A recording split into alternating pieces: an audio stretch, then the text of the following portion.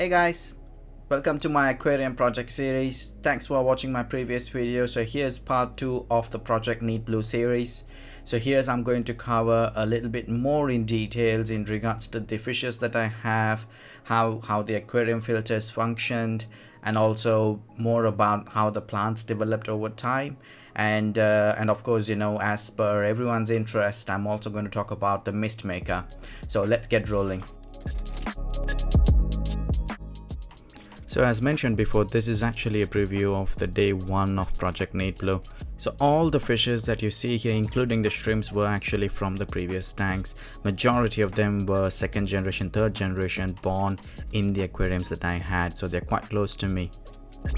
The plants were also from the previous tanks, and the idea here is to stick to the community tank setup. And as always, I prefer to kickstart the entire project with some new sets of fishes as well as some new sets of plants as part of my learning experience, and also to give myself a little bit more challenge. So after the fish store, and I got myself all these new plants that I have planted here, as you can see, and quite a variety of fishes. Of course, all of them, most of them are within the live bearers category, because my idea here is to create a community tank, but at the same time a system that is always ever changing. So of course, live bearers, they keep on giving birth, and in order to keep the population under control, I've given the fries a fair chance to hide. At the same time, they also have a fair chance to get eaten up by other fishes. So that's the idea behind the setup. I have also added neon tetras and cardinal tetras this time because they're completely, as per my research, they should really go well with other fishes, and they're basic, amazing community fish, and they also look really great in blue light. So here's a brief summary of all the fish types, the plant types, and also the shrimps that I have within the tank.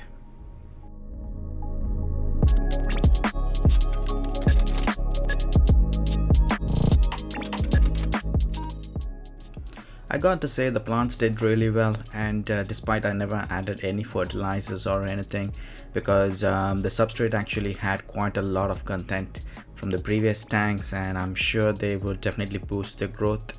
So considering the population of the tank, I got to admit that I did not spot much tiny fries for really a long time in this particular tank. And of course, I can blame it onto the fact that there is more varieties of fishes here, and despite having enough chances for the fries to hide in the tank, it is what it is. My only option here is to separate the pregnant fish into a separate tank, but I do not want to be really doing this because I do see the tank as a mini world and it's got its own rules. So let it be the way it is, unless I really spot a pregnant female and I really think this fish needs to be separated, and if I really spot it, then definitely I can look into it. But most of the time, since it's a planted tank, just catching the pregnant fish itself is a major process, because it stresses the fish so much, and once I add it separately to another tank, it doesn't really work well. So I leave it as it is.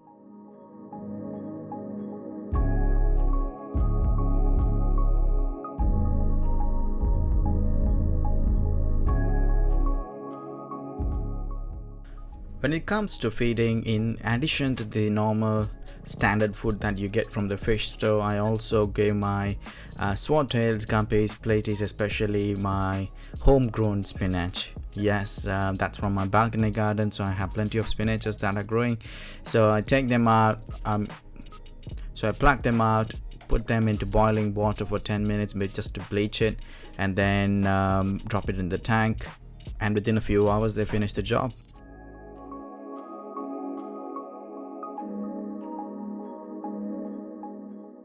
I also have to take a special care for the bottom dwellers, especially the cory fishes. Since there are so many surface feeders, food rarely gets to the bottom of the tank, and most of the time sometimes these cory fishes can be ignored, and this is something that I have read online, and it does not happen to me, but just to be 100% sure, I also make sure that the cory fishes also get their fair share.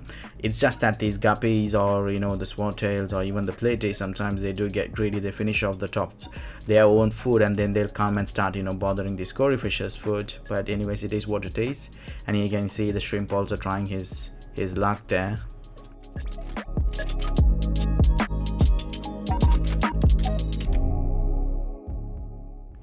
And this also includes the autosinclers as well. So my idea here is the cory fishes, they take care of the substrate, and the autosinclers, they take care of the glasses. And since they are all schooling fish, I need to make sure that they have enough numbers just to keep them company, and they're also happy.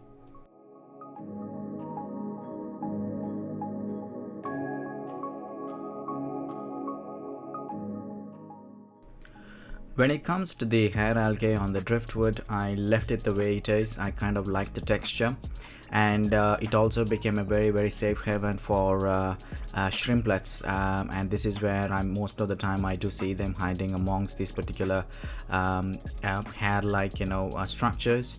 And mono shrimps also I also find them munching onto this particular hair algae. I mean, it's quite hard to spot them. I do know that there is around 6 or 7 mono shrimps in the tank, but very rarely I do see them coming out. But if I do see them, they are mostly either on the glasses or on this particular hair algae, feeding or munching on them.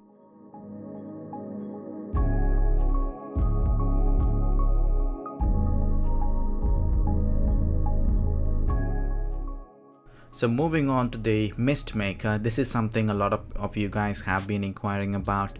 So this is completely for aesthetic purpose. It just beautifies the aquarium and also gives a nice tone to it, especially during night, and that's the very reason I use it. And second, I also got a couple of air plants, so the humidifier or the mist maker also helps them to get their water. And this is not an alternative to a proper humidifier for a room. The reason why I say that is this is basically vaporizing aquarium water. Aquarium water is going to have bacteria in it, so not the best practice for health. Or if someone wants to use a proper humidifier, go buy a proper humidifier. This one is just a proper aesthetic, something that beautifies the tank. So this is the gadget. So it's got these nice little lights on it. I mean, there are versions without the light, but I got the one with the light.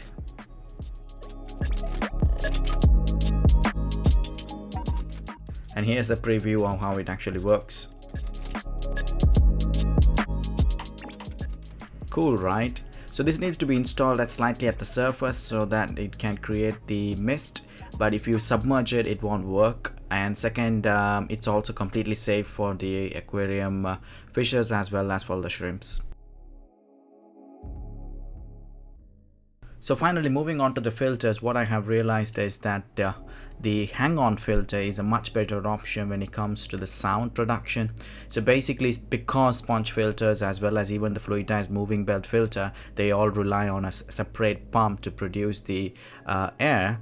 The pump needs to be extremely quiet. So most of the stuffs that I have found in the market, especially the high-end ones, they're quite expensive, and I don't want to be paying so much. And second, the hang-on filters do a neat job. I can modify it. I can put in whatever the filter media that I want.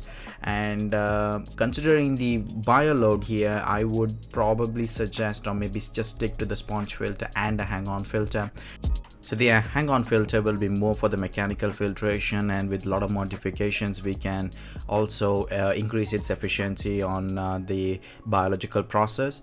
And of course, the sponge filter always does its job, and I've always been a big fan of sponge filter. It's just that it doesn't look great aesthetically, but if I can hide it among the plants, it blends well. And when it comes to the fluidized moving bed filter, I'm going to be moving this to my future tanks. So speaking of future tanks, as always, my channel is about yesterday, today and tomorrow. If you've been following me, you would have noticed that most of the content that I post are actually based on yesterday's event, and I'll show a glimpse of what today's tanks looks like. So here's what Project Need Blue has actually evolved into, and also it is not tank anymore, it is tanks. So video coming soon, guys. Stay tuned. Any questions, drop me a comment, happy to respond. Thanks for watching the video, guys. See you all soon.